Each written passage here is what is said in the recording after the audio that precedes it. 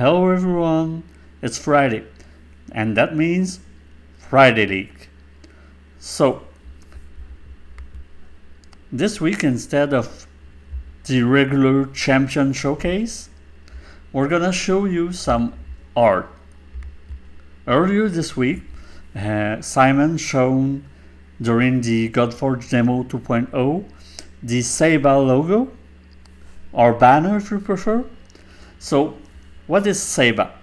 Ceiba is the Maya Tree of Life, and we already knew that we were gonna have some form of Aztec faction.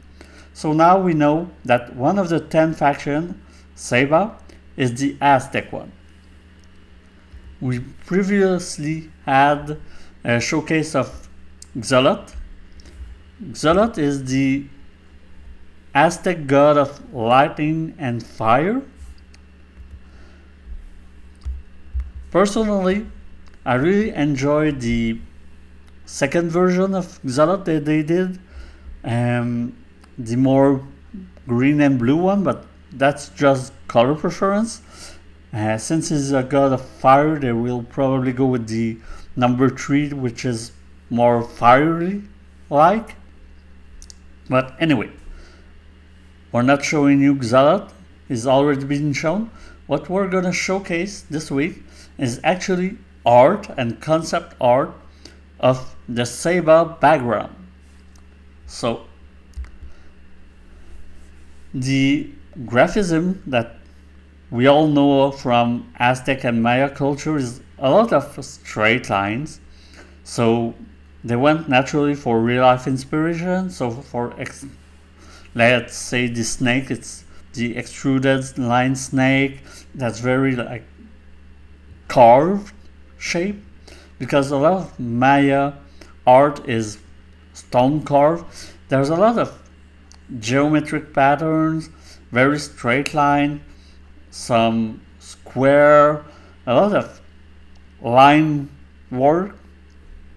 Even on the pattern patterns, it's a lot of straight lines. So to really showcase that kind of Maya Aztec art style that we all know.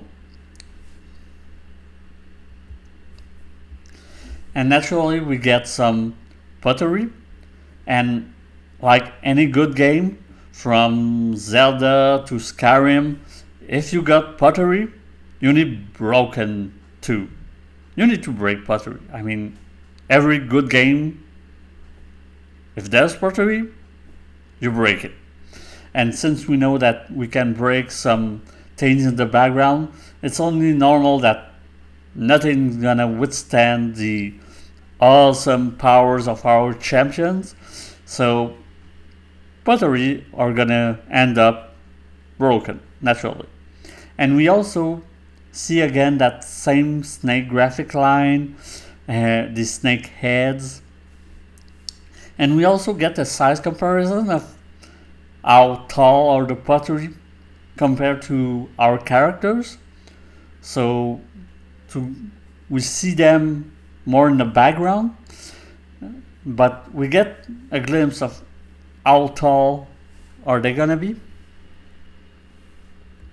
Next, we get the snakehead sculpture, and we get the real life reference as well.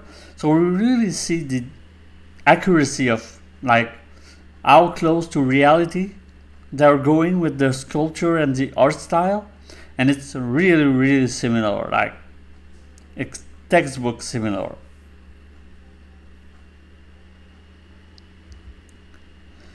Next is the Mesoamerican wall, because every level has walls, but you don't want your Ceiba wall to look like your Avalon wall and your Aru wall. So you want something that really differentiates all your walls, and that's the kind of details that often is overlooked in game. Like you went to a level, you beat the boss or the heroes that are there, and you don't really see all the background details. But if it's a bland wall and it's there's nothing there to see, you kind of notice it right away. And when you look closer to that kind of wall, you really see all the works that goes into it. So first, is it a new wall, an old one? And they're really going for it's not built yesterday. So you see holes in it, some broken rocks, uneven ones, the stone bricks, the slime, the orange fungus, the thick moss, the red paint. So all those little details that give life to that wall. And the wall connectors also, that are quite frankly almost as tall as the hero, that will connect all those wall parts. It's really fun to see all the details and the work that goes into something as simple as a wall. Like when you design a level and you say, okay, well, I want a wall. Okay, what kind of wall do you want? I mean, there's a huge difference between this wall and, let's say, the Jade Empire, which will be the China wall, that they probably will have some kind of great wall. The Ceiba wall is going to look different from the Jade wall, and that's really what gives life to all of the environment of the game. And it's so often overlooked as a player because we just go into the environment and say, well, it looks good. But what makes it looks good? It's all those little details of, okay, well, the bricks are not all gonna be even. There's gonna be some cracks. We're gonna have some different fungus and lightning on the wall, and the red paint that's not even. So sometimes it's faded. All that, it's what really gives life to a game background. Next, we have the Pakal relief sculpture, which is big heads. And again, you see the orange fungus, the thick moss, and all the lightning that goes in to really give life to the piece. And it's also all those little details, like the grass that's on top of it and on the sides, that really gives life to the piece. Some bricks missing. You see the lightning on the face, but also the moss that gives a second layer of lightning to the piece.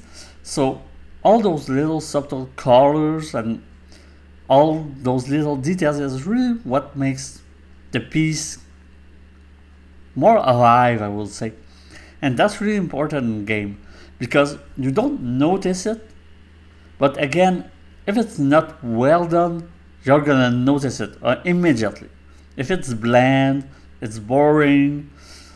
You can have the most beautiful champion. If the background is ugly, the overall look of the game is gonna be ugly.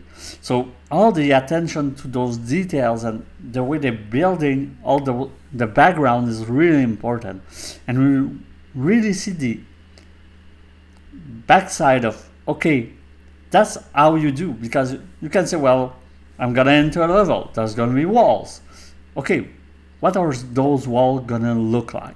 And really, it's so much work for something that is not just a champion, but something that you're gonna see every time you enter a level. You're gonna see wall, you're gonna see sculptures, you're gonna see pots, pottery. So that's really an important aspect of a game, but it's so much overlooked. And I also really love how they build things. So here we get the thatched hut and all the little details that you can expect. So the ropes, the size variation, but also if you see in blue and red, is that the hut is actually built in two separate pieces.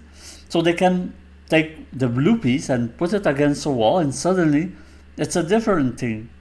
So when you're building that kind of level in a game, if you don't have ways to reuse some part of it, then either all levels are gonna look the same because you don't have the time and the budget to do 200 different levels, or you're reusing some part of different things to create new things that looks different, but that don't take you twice the amount of time to make.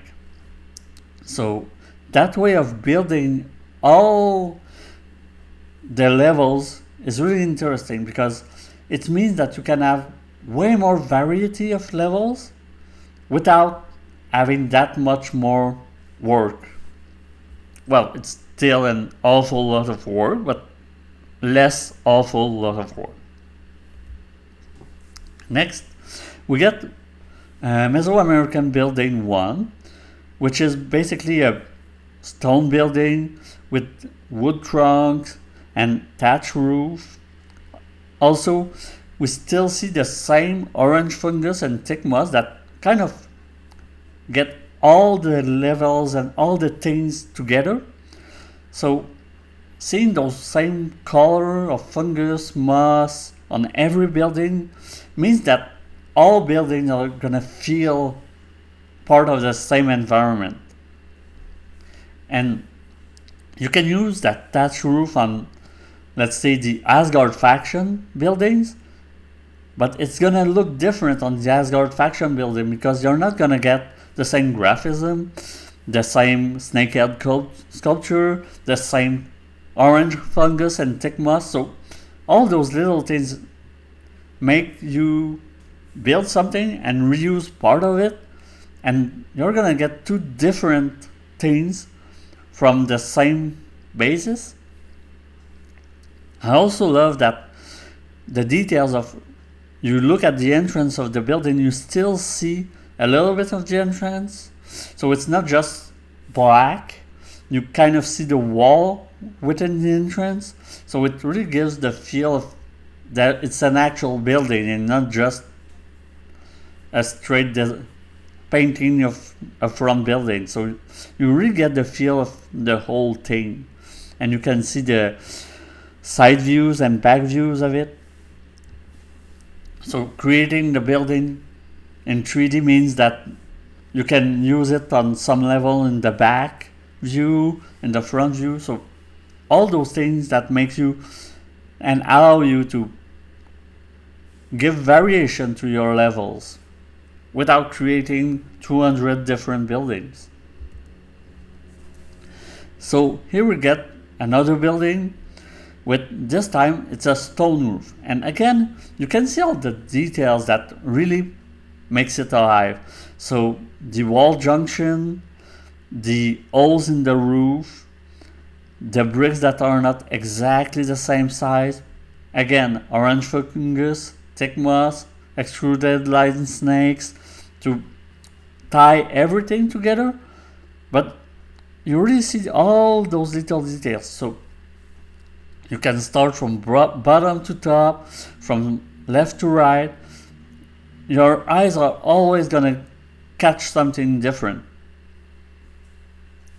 So all those details is what makes the whole thing really alive, because the first time you see it, you might not see the little grass on the top right. There's some little grass that you might not have seen the first time you're looking at it, but the second time you're gonna see, oh, I see the little windows on the side and the little holes on the bottom and the middle of the front view. So all those little details that each time you look at it, you're seeing something different.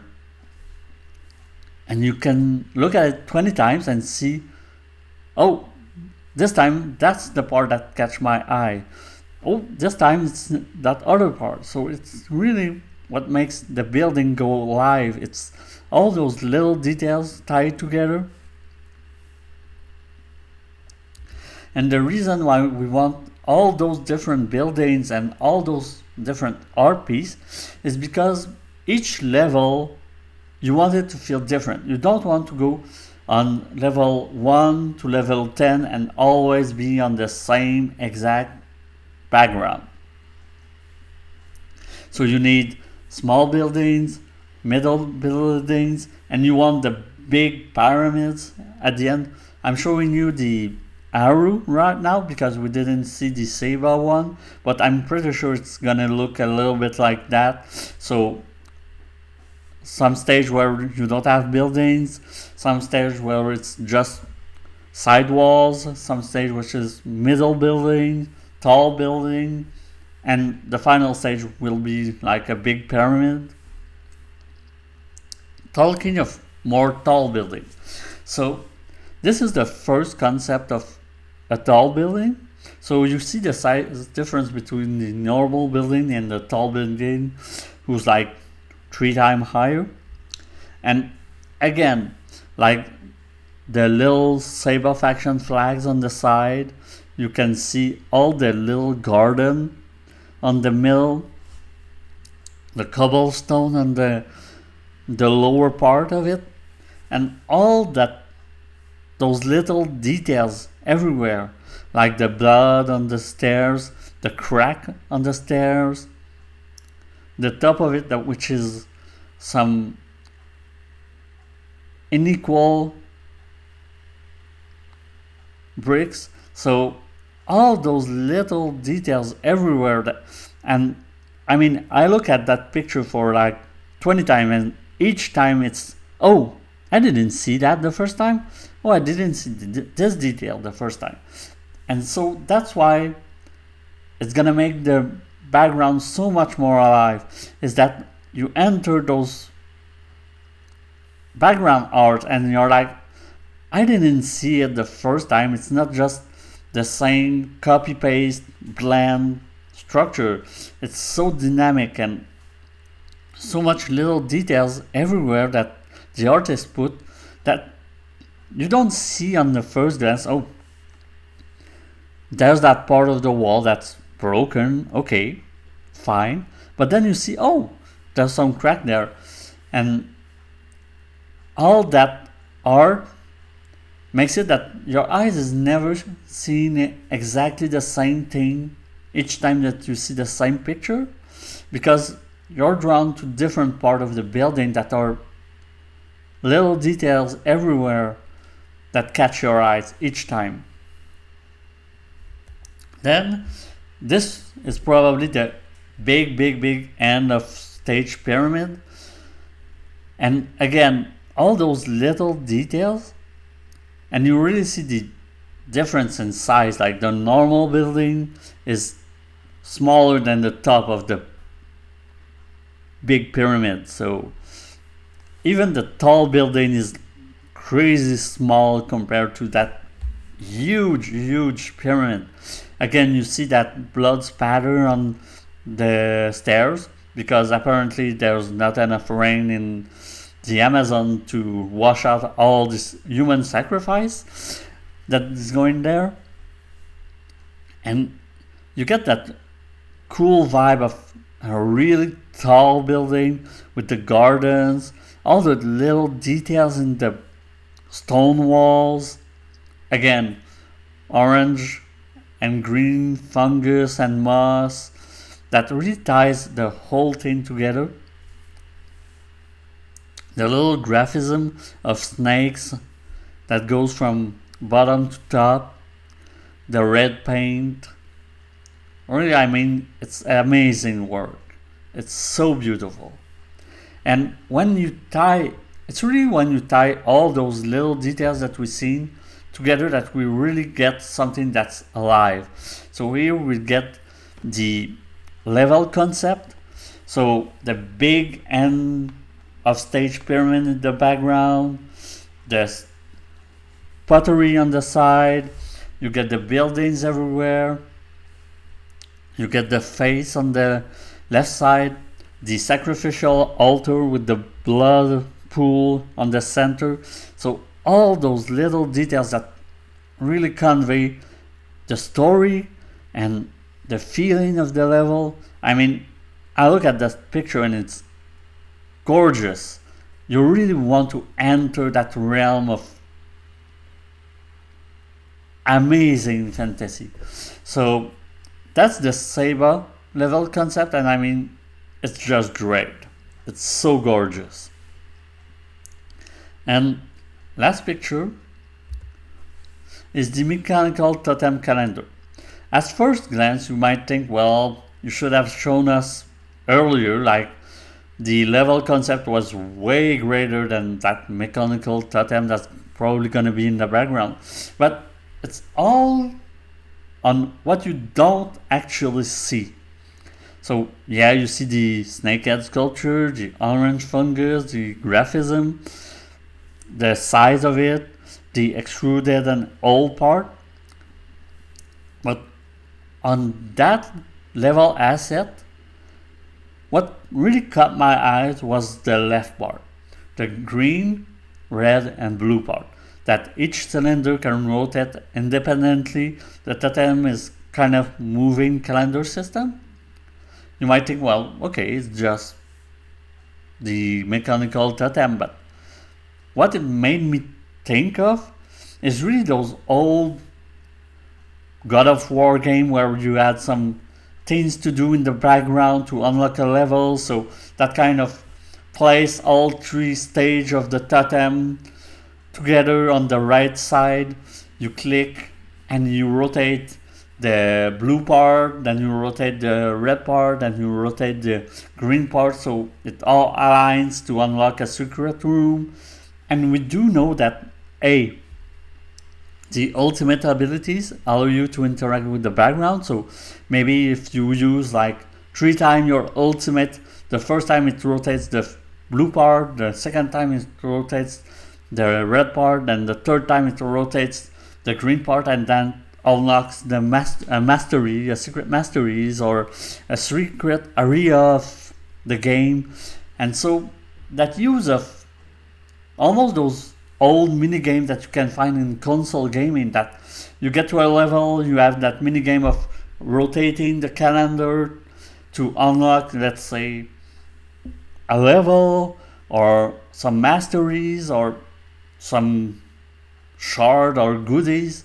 That really is something that can be implemented in the game, and that would be so much fun that, okay, you enter the level, you beat the boss, but then you figure out that if you're using 3 times or 4 times an ultimate in that stage, then the totem calendar rotates to a certain point, and that unlocks the masteries, and that unlocks a secret room that you can go and beat, and a second boss that gives you, let's say, a secret chest or something. That level of second gameplay is not really seen in mobile gaming. It's always, okay, you got that stage, you press auto, it beats the wave of enemies, then you press next to the next stage, you press auto, it beats the second wave of enemies, then you go to the boss, you press auto, the fight lasts for 1 to 3 minutes.